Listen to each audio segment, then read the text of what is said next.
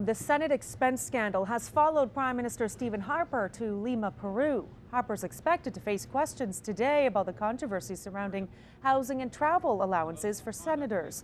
Harper told his caucus yesterday he was very upset about the conduct of some parliamentarians and his own office, but didn't take any questions from reporters before boarding a flight to South America.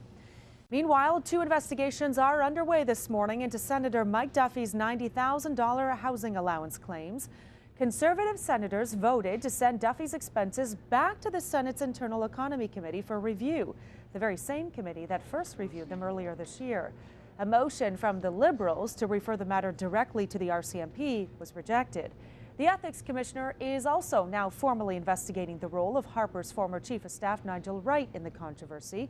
Wright resigned on Sunday after the PMO said he wrote a personal check to help Duffy repay more than $90,000 in improperly claimed expenses. The town of Moore, Oklahoma is starting to pick up the pieces after a devastating tornado ripped through on Monday. CTV's Melanie Nagy is on location with the latest. What began as a hunt for survivors is now a recovery effort. Officials say that no more survivors or bodies have been found since a massive tornado hit the town of Moore, a suburb of Oklahoma City, on Monday. Now, right now, what officials are saying is that they have gone through most of the area at least once, in some cases twice. The goal is to go through all the structures 3 times, but right now they're confident that no more survivors or bodies will be found. So far, officials are saying 24 people have been killed, more than 200 people were sent to hospital, more than 2,000 homes severely damaged or destroyed, and thousands of people have been displaced by this tornado. Now, amongst all this destruction, all this damage, though, there are stories of bravery, survival, resilience that are emerging. For example, if you take the Plaza Towers Elementary School, that was an area that was so hard hit. 7 children were killed there.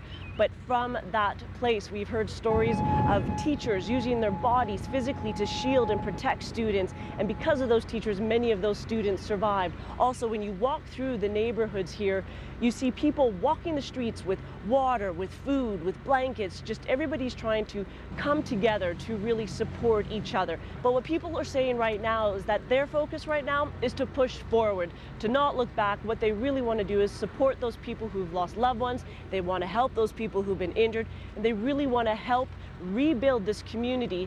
Melanie Nagy, CTV News, Moore. The RCMP is facing new allegations of sexual harassment and abuse against a female officer. RCMP Staff Sergeant Carolyn O'Farrell has launched a multi-million-dollar lawsuit against the federal government and 13 former colleagues.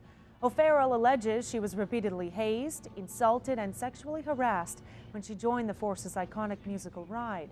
The RCMP did not comment on the lawsuit, and none of the allegations have been proven in court. For the second time in 5 days, residents of eastern Ontario and western Quebec were rattled by an earthquake. A small magnitude 3.3 quake struck near Rigaud, Quebec around 4:45 yesterday afternoon. There was no damage and just a few slight rumblings. Last Friday, though, a magnitude 5.2 quake struck near Shawville, Quebec, rattling residents right across the National Capital Region.